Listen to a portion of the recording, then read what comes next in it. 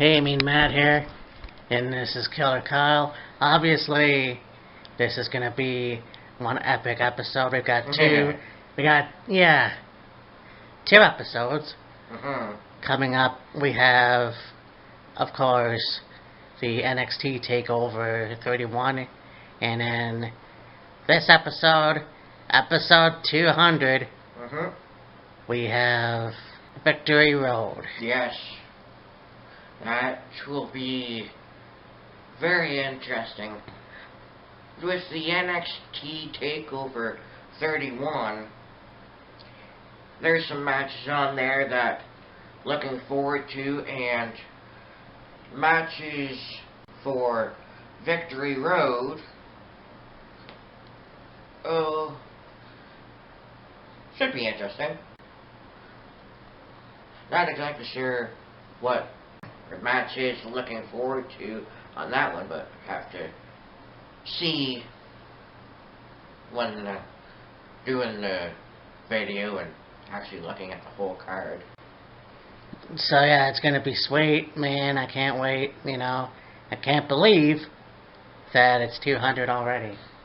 I know, it seems like not that long ago we were just getting started with this thing, and here we are, 4 years later and 200 videos. Yeah, so anyways, we're gonna be doing this. It's gonna be fun and epic and can't wait. So, for me, Matt and Killer Kyle, it's Wheels of Fury coming at ya! This is Killer Kyle. And welcome to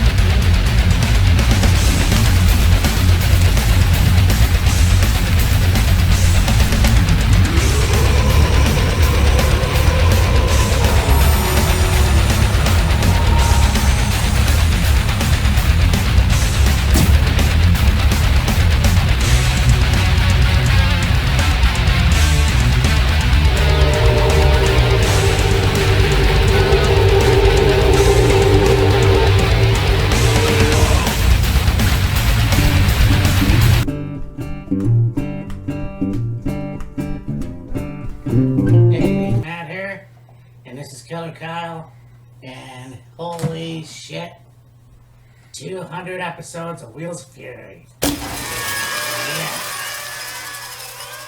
And don't know when it is 200 episodes, but we will be doing a double dose of Wheels of Fury. Yes. Because we have two events that we have to talk about. We've got NXT TakeOver 31. Right. But first, we go to Impact for Road to Victory. Victory Road. That one too. And I've been trying to keep up with Impact. I saw 2 episodes yesterday. Right. But I didn't watch the latest ones. But I do know that Eric Young is the Impact champion. Yes. So it looks good so far. Yeah, Impact has been able to maintain that high caliber show even without an audience. Yeah. And they say when there's no audience, it takes away from the match.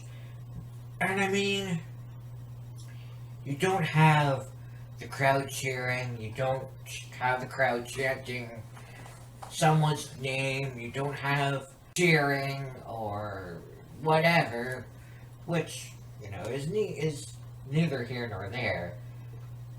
I'm sure for the wrestlers that have been competing through COVID, now WWE did have shows at the Performance Center with NXT stars watching, and then of course the Thunderdome was introduced, and AEW has been doing the same thing with having their talent ringside watching the matches and cheering and that. They just recently started allowing people into Daly's place in Jacksonville. Now, it's a limited number and social distance and wearing a mask and the whole kit and caboodle. Mm-hmm. So, there is that element. Now, there are shows that are not having an audience at all, like Impact. Ring of Honor just started regular TV tapings, I guess you could say. Yeah. Again, with the pure title tournament. They don't have an audience right now. Haven't really seen anything from New Japan lately, so I don't think they just finished their G1 Okay. tournament, which I will do a review of eventually. Yeah. But it's kind of cool to see how they're still going and they still have ideas like the whole Tommy Dreamer Wrestle House. A Wrestle House, yeah. I mean, that was along the lines of thinking outside the box. Yeah.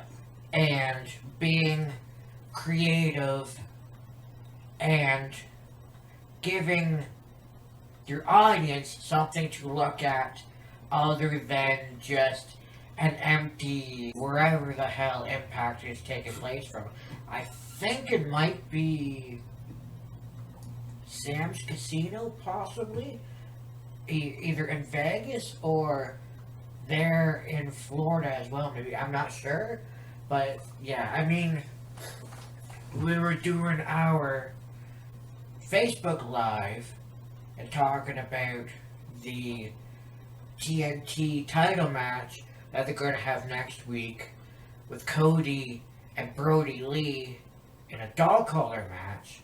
Again, that's thinking outside the box and being creative and giving your audience something different to watch. Yeah.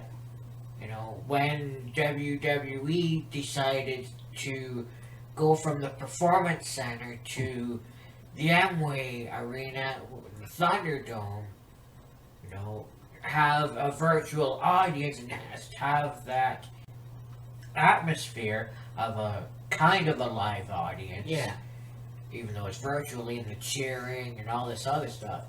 But then you go to when they did the Boneyard match with Taker and AJ, or the Swamp Fight with Braun and Bray, or the ridiculous, yeah, I'm sure a lot of people found it entertaining, Firefly Life Funhouse. Yes. You know, that was WWE's way of going, okay, let's do something outside of the Performance Center so people aren't getting bored and looking at the same place all the time. Now, don't get me wrong, you know, the Performance Center is a big facility where you can train to be a wrestler and, you know, exercise and do ring work and promos and on and on and on. Yeah. And it's a beautiful, beautiful place, but, you know, looking at the same setup all the time can get kind of stale. And so, WWE's way of preventing it getting stale was, okay, Boneyard matches have it at a gravesite, or a cemetery, you know. Swamp Fight, let's have it at a swamp. Yeah. The Firefly Funhouse is something completely different and wonky and off the rails and weird and anyway, something unique to look at. Yeah. So, Victory Road shall be awesome. I mean, I really think that Eric Young made the right choice coming back to Impact. It was a shame that his WWE run was the shits. Yeah. But, I mean, you have others like Reno Scum. Yeah. And, you know, the whole thing with the women's division. You Yes. got Jordan Grace versus, what's her face? Deonna Purrazzo. Deonna Purrazzo. The Virtuosa. Yeah. Who was in Ring of Honor for a period of time. So, it'll be a good show. Just quickly, one thing I have noticed a little bit of, not much, but it has been Smash wrestling stars go to Impact. There is a few of them in AEW, but I mean, you got Cody Deaner, Oh, yeah. you got Kimberly. Oh, yeah. That's right, too. I forgot about that. Yeah. And of course you've got Evil Uno and Stu Grayson in AEW. Yep. I think that's about it. I mean, Yeah. Impact. Yeah, Vanessa Craven on NXT for a while. Yes. Yeah, I'm just talking about like currently. Yeah, I know. For a little bit, you did have Brett Banks have a few matches on Impact, Yes. and Yes. I think there was a few others that had matches on Impact, but yeah, just it's on the same topic, but kind of on a different note. Yeah. Well, like Cody Deaner, let's give her. The black and you. Oh, we've got the first match. We have an 8-man tag team.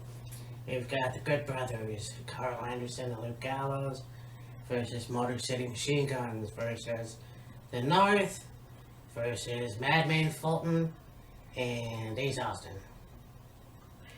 You know, it's weird how you have this 8-man tag match, and then you only see 4 people in the fucking picture. Well, that's what I'm trying to figure out, is it going to be like WrestleMania, where they're going to have one member from each team wrestle? Because that could very well be, but I don't know. I mean, it would kind of suck, but at the same time, I do understand, you know, it's less people. Because it is an 8-man tag team, so Yeah, I'm not sure. that should be interesting. Yeah, so I can't wait to see how that goes.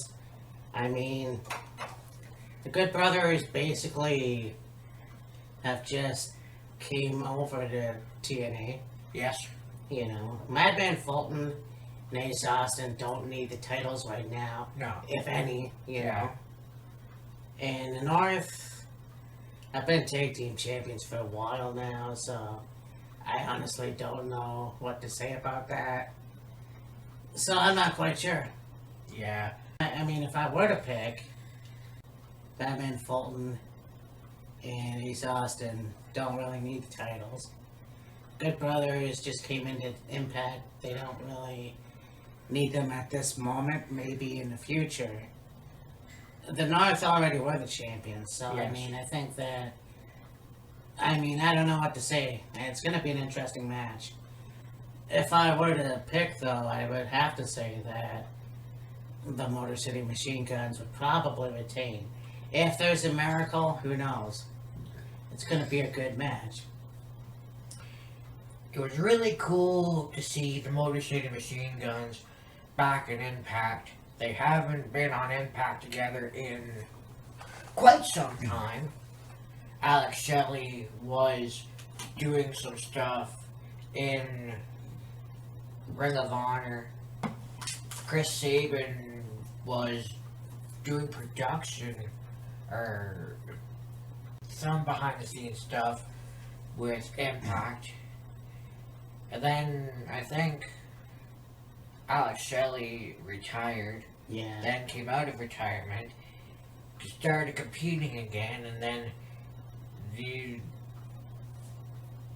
so one thing led to another. The Motor City Machine Guns are on Impact together again for the first time in a long ass time, and, Yeah. and they end up beating the North for the Impact Tag Team titles. Right. Gallows and Anderson, the stuff they've been doing with them has been okay. I'm sure there will be more stuff with them Mm-hmm. the further they go into their tenure with Impact. I mean, the stuff with friggin' Luke Gallows getting arrested, that was Stupid. Yeah. Fucking dumb. Ace Austin and Madman Fulton. Ace Austin is one of those guys that he's a really good performer and really good heel. He's a really excellent prick, that's for sure. Yeah. Fulton is finding his way along since OVE basically imploded, so to speak. I feel really bad for him. You know, doesn't have a good run with Sanity. Doesn't have a good run with, or had a good run with OVE, and now he's with Ace Austin. So who knows where that's gonna go. So this will be a really good match. As far as who's gonna win, it's just... Yeah, I have no clue. Yeah. Honestly. Just as looking outside. So it seems like I got the 2 women's matches on the card wrong. It's gonna be Deonna Purrazzo taking on Susie. Yes. So, yeah, again, I need to watch more of the episodes that I have on my PVR because I haven't seen. Oh, actually, that's not true. I have seen Susie wrestle the Charmy Dreamer Wrestle House. Yeah. So, I think it's going to be interesting. And like I said, Deonna Purrazzo is one of the best wrestlers today. They're one of the best women's wrestlers today. So, I mean, to have her as the champion, then it'll be interesting to see what happens. Because I don't know how far it'll go. And I know her beating Jordan Grace in an episode I saw recently. For her to do that, she could do anything. Oh, yeah. The 30-minute match that Jordan Grace and Deonna Purrazzo had was actually really, really good. Yeah. And they've been doing this thing with Susie now for a long time where she's like this innocent girl that doesn't like violence. Violence is bad. Yeah. A complete opposite to her alter ego, if you will, Sue Young. Yes. You know, sweet, innocent girl that, you know, doesn't like violence or whatever, can get in the ring and handle her own. And she has these moments Yeah. of Sue Young-like tendencies. Yeah. Like the head twitching and all of that. And like, it's like, oh, is she gonna snap and is she gonna go back to Sue Young? Now, as far as this match goes, putting Susie in a women's championship match is like, okay, she's done fairly well with Kylie Ray in tag team action. Yes. She's had a few singles matches, but it's like,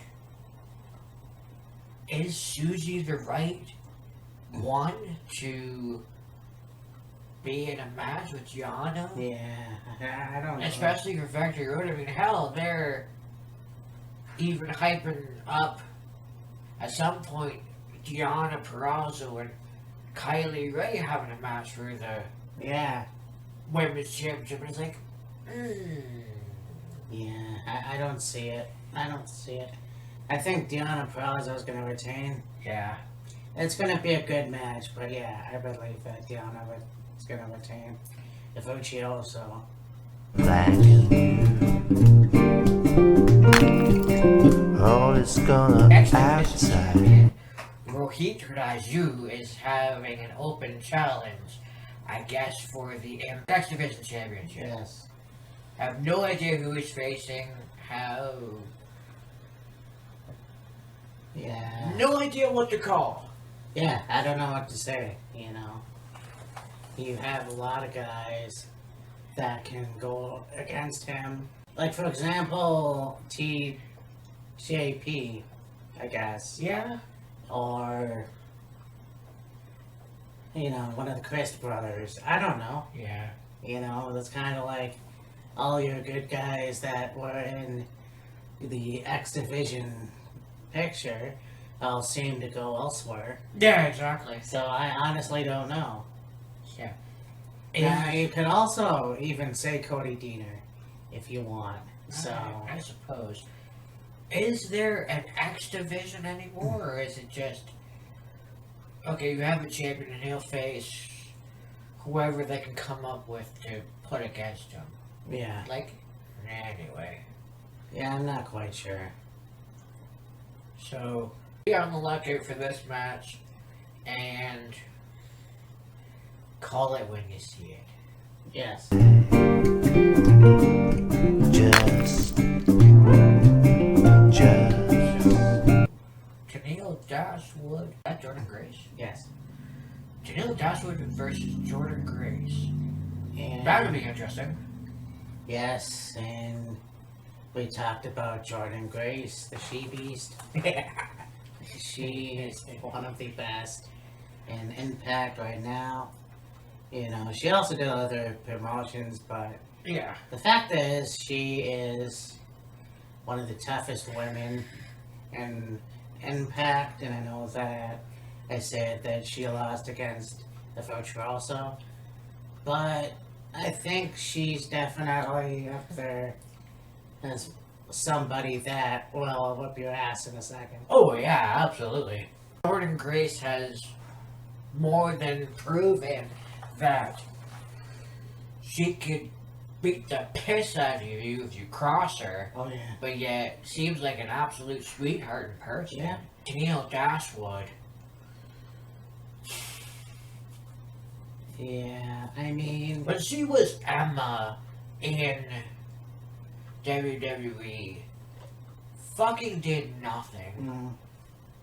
mm, You have her in Ring of Honor for a little bit as a member of Lifeblood. yeah, That didn't go very far, but only I think because she was on her way to Impact. She shows up in Impact. She's had some great matches, and it's gone absolutely nowhere. yeah, it doesn't make any fucking sense. Like,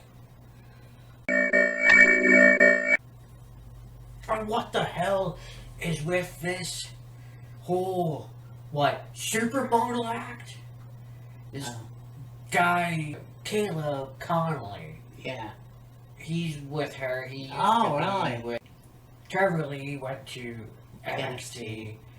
Hadn't seen Connolly or Caleb in a long time now.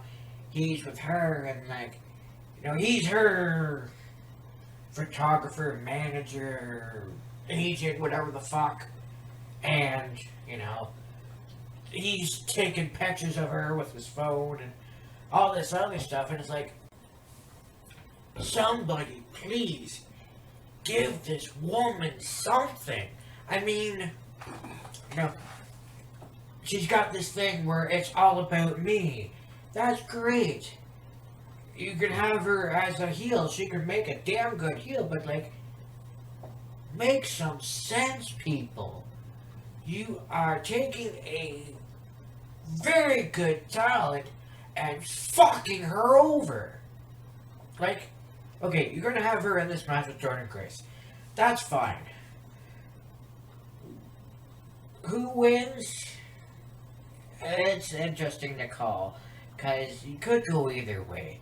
But I mean, Tennille's career has just been not one you would expect of a talent like hers. Now, WWE wasted her as far as I'm concerned. She had a fairly good go in Ring of Honor before that got cut short. Her first appearance in Impact was really good, you know. I'm not Emma, I'm not fucking Emelina, I'm Janelle Dashwood, it's all about me. And I'm gonna excel, I'm gonna bust my ass, I'm gonna work my ass off, I'm gonna have great matches and one day be Impact Women's Champion. She was off on a run, she went away for a little bit, she came back, and now she's got this who the fuck knows character, who the goddamn hell knows gimmick, and it's just mind-blowing that you take an amazing talent, an Australian at that, and fuck them over. Like, God almighty. Yeah, I definitely agree with you.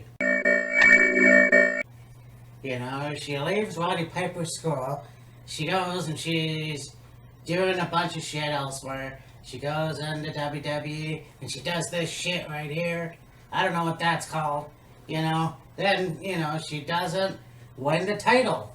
She doesn't win the women's title. She doesn't win the Divas title. Then she goes over to Ring of Honor. You think they would give her the Ring of Honor women's title. They don't even do that. She goes to Impact. She challenges Tessa for the championship. Doesn't even get that. So what the fuck are they doing with her? Yeah. You might as well tell her to go somewhere else. But obviously they're not going to give her a chance. So, I don't know. That really pisses me off too. Because here's a woman that could have had the championship when they had her in any company. They could have had her championship in WWE. They could have had her championship in Ring of Honor. They could have had her championship in Impact. They have to have her job to everybody because why? Who the fuck knows? The whole Emelina bullshit sucked too. And the fact of the matter is, she is one of a kind. She's a good wrestler, and you gotta treat her as such. But no, you gotta make her everybody's bitch because that's who you portray her as. It's stupid, it's bullshit, and it shouldn't happen. She needs the Knockouts Championship at some point, otherwise she might as well leave. Basically. One way. Just Now a go look. on to this match right here. I think it's... I can't read it. Brian Myers versus Tommy Dreamer. Yeah. You know, since Brian Myers has essentially returned to Impact, he's been this jerk, basically. Yeah. Fucking having a match with Willie Mack, low blowing him twice, and then he's beaking off the Dreamer, I guess, and now they're gonna have this match at Victory Road, and I mean, okay, if he's a heel, fine, but it's one of those things where it's like, it's weird. It doesn't exactly make sense. No. Like, Brian Myers is a great wrestler and he's a great talent. He's a heel, fine, but it's like, it's very all over the place. Like, okay, he's low-blowing people to win matches. Okay, that's very underhanded and devious. Yeah. I don't know what the hell his beef is with Dreamer, but... Yeah, I don't know either. I just hope those people... We're a fucking cup! Yeah. So, I think that... It's kind of one of those things where you got a guy who's Kurt Hawkins. Yeah. In WWE, he's multiple-time tag team champion. They don't do nothing with him. They gave him this cardiac or whatever. Yeah. It sucked. They brought him back with Zack Ryder, Yeah. you know, and it was a good couple months. And then what, you know, goes to Impact now. I just learned that this wasn't his first time on Impact, Right. so that's pretty cool. I don't mind what they're doing, but there has to be a point. Like you said, there has to be a point. Yeah. And for now, it just seems like he's Dick Kick City, bitch. Essentially. So, I mean, And it's really great that they have a well-established veteran in Tommy Dreamer. He wrestles from time to time, which I'm sure is something that he negotiated. He's probably more interested in, like, backstage stuff, behind-the-scenes stuff, whether it be a producer or an agent of some kind, talent scout, whatever the case may be. Yeah, we'll have a match from time to time, given the circumstances, maybe given who it is. I mean, this will probably help Brian Myers get more credibility as far as right now being on Impact. Like, just establish him as like a heel if they're going that way. yeah. Now, Tommy Dreamer, as we all know, the innovator of violence, the man has had many a great match in his career. Hmm. And to have Tommy be Brian Myers' stepping stone, let's not have it go that way yet. Let's have it be a good match. And if Myers goes over, fine, but do it in a way that won't make Dreamer look like a chump. Yeah. I mean, you look at Tommy Dreamer and the career he has, you know, he has had in the past was stellar, you know. He is a pretty funny guy. He likes to have fun in a lot of ways, like Wrestle House. But when he's on, and, you know, the innovator of violence. So I think that, you know what, we were just talking about this earlier with other wrestlers. This is Brad Myers' first match back on Impact, his first pay-per-view back on Impact. Yeah. I think Tommy needs to go over on this. Yeah, I just don't know what else to say. I think that Brad needs more time in order for him to get a win at a pay-per-view. Yeah, for sure. For sure, for sure. One way. And Just a- next we have a tag team match. Reno Scum against Rhino and Heath. Oh my god, yeah. You know, it's pretty cool, you know, when somebody goes into another company and they see a familiar face. Yeah. You know, I've seen Heath and Rhino on a SmackDown live show. Mhm. It was pretty cool. So, I mean, to see these guys reunite on Impact is actually pretty awesome as well. And I like the way it's going, Yeah. you know. And I think that the same could be said for Brad Myers because they keep mentioning the fact that he's friends with Matt Cardona. Right, yes. Obviously, we know that history as well. Yes. So the take team is going places here now, and I can't wait to see what they do. And now you have Reno Scum, who have been everywhere as well. Paramount Pro Wrestling, you know, Hollywood, Championship Wrestling from Yeah. Hollywood. and then of course Impact. Right. Now they might have done Ring of Honor, I'm not quite sure. But I don't know. But these guys definitely have what it takes to be veterans in the business at some point. Oh, yeah. So I mean, these two teams will beat the piss out of each other, Oh, yeah. I'm sure. And I can't wait to see how they turn out. Now, I look at these teams and I say, well, I like Reno Scum, but I also like Heath and Rhino. These two have been everywhere in their own way, but they've been everywhere. This is gonna be a difficult one. I'm gonna have to say Reno Scum though, because Yeah. Heath has already appeared on Impact just like Brad Myers. I think his first pay-per-view should not be a win. I don't know. That's just my opinion. He's got Rhino with him, but I think this will go to Reno Scum. The thing that I have found funny and kind of unusual is this whole Heath for Impact campaigning thing.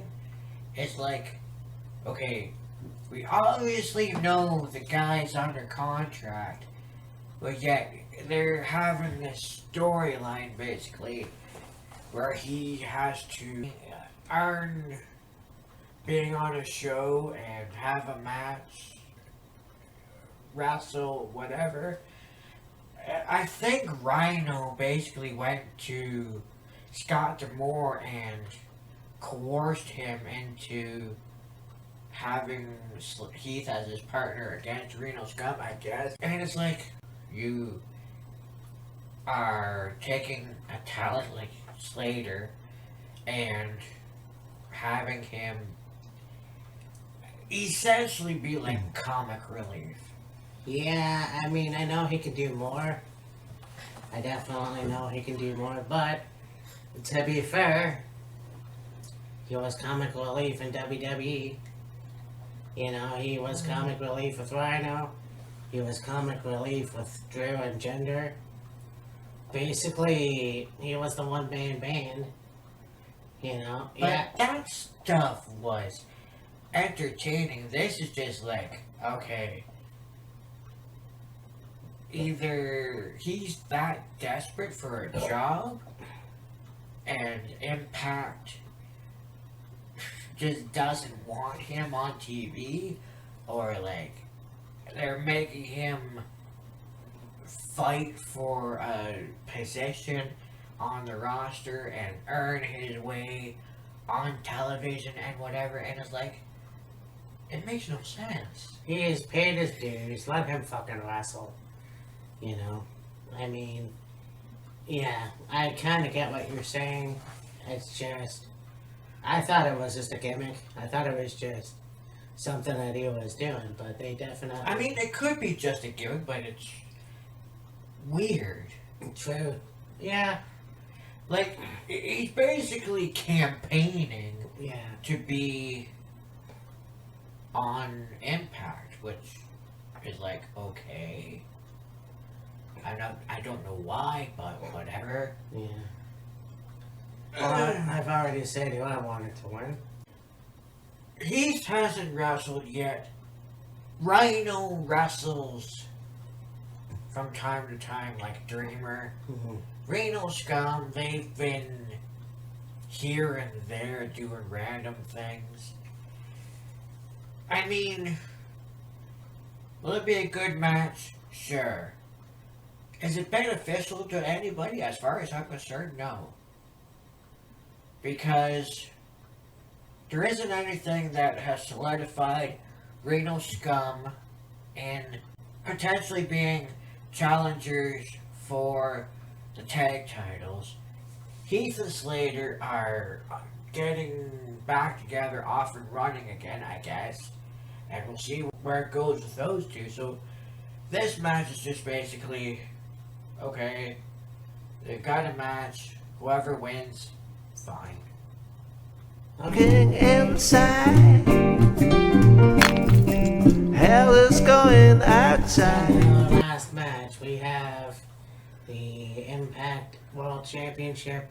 We've got the World Class Maniac, Eric Young, versus the Boston... Actually, I don't think he has a nickname. Not really, no. Eddie Edwards. Yeah. So this match is going to be pretty cool as well. Oh, yeah. I mean, Eric Young coming in to Impact again for his third one, I think. Yeah, it's going to be something to see, you know. He beats Rich Swann in the match for the 4-way that they had back at Slammiversary. And so he's the Impact Champion. And so it's like, okay, he's had a feud now with Eddie Edwards. They were supposed to have a match. And Eddie, how the hell did that go? I'm kind of following you, but it's kind of like you're all over the place and Yes, jumbled up. I know. There was a rivalry built up between Eric and Rich Swann. Yes. There was that 4-way match. Yeah. Eric injured Rich, his foot, his ankle, whatever it was. Rich had returned from an injury. He was in that 4-way match. And then Eric basically injured him again. Rich came out, made that speech that he was retiring, he was done with wrestling. He goes on beating up people left, right, and center.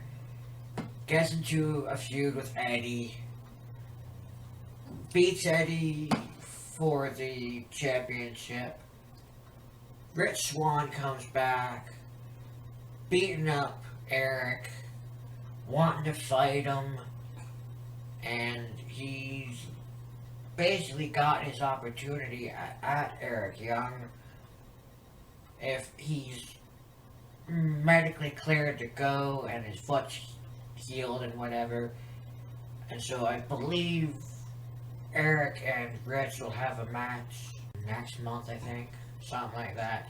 Yes. But this is basically a rematch because Eddie essentially is fed up with Eric Young and, what he's done to other people and hurting people. Eric was gonna pile drive his wife, and not in that way. I know. It's like Tommy Dreamer saying, man. But yeah, that's pretty much how we got to this point. Like, I mean, I really enjoy seeing how the transformation of Eddie Edwards from the American Wolves, and then he's turned into like the hardcore wrestler that he is now, in the Boston Baller type thing. Then you have somebody like a veteran in Eric Young, who's been in the WWE for many, many years now, after leaving Impact for the first time. And it's like, wish you would have had a championship in WWE. Yeah. Again, fuck you, Vince. So now he's back on Impact. He's the Impact champion. He's still the world-class maniac. Yeah. And damn, does he look good. Oh, yeah.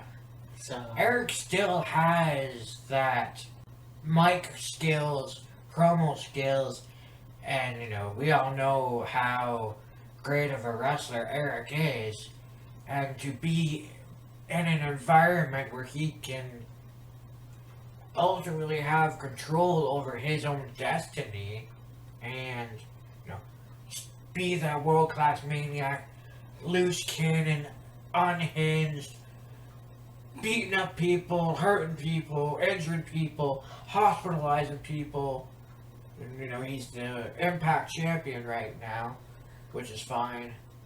He has that freedom to unleash his inner maniac, if you will. Now, I don't know necessarily if when he was in WWE, did he not have that same freedom? I don't know. Maybe, maybe not. But it's like, okay, he's gone back home, yeah. and he's the world-class maniac again, and he's, the world champion again. Right. And I said in a live that we did a month or two ago, maybe more, Eric Young has a lengthy career in Impact, wins championships. He was one half of the Knockouts Tag Champions, which was okay, but anyways. Yeah. Has that fairly good lengthy career, championships all over the place. Leaves, goes to NXT. Sanity's born, they're off and running. Doing fairly well. Then some point along the lines, WWE went, we don't have anything more with you guys, we're just gonna split you up, I guess, I don't know. And, you know, Nikki Cross is with Alexa Bliss. Alexander Wolf is in NXT UK. He's a member of Imperium. Killian Dane's doing stuff with NXT periodically from time to time.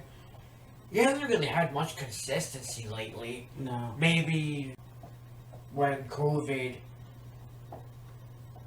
settles down, you might see him more, I don't know. And then Eric Young was doing his own thing, but never really seen him do a whole lot. And then he basically got fed up with going nowhere in WWE. He's back to Impact, you know, the World Class Maniac again. And he's back at Impact all of not even a month, and ends up Impact World Champion. So, I mean, you know, WWE, you fucked up. Pretty much, as he says, Vince, you're broken. Or your company's broken. Yeah. And boy, do I agree. Well, I mean, to a certain extent. Yeah. There's a lot of other good shit, but we'll digress. Yeah. So yeah, I'm actually gonna say Eric Young will retain. I have a feeling something's gonna happen. Yeah. And Eric is going to retain, because they gotta continue to build to Eric and Rich Swann, that match. Yeah. So, yeah, Eric, I feel, will retain the championship. So, this has been the first episode tonight. Mm-hmm. Victory Road. It should be an awesome show. And hopefully the website that I get it off works. Because those things, they both were like fucking crazy. Yeah, really. So, it should be a good show nonetheless. Yeah, for sure.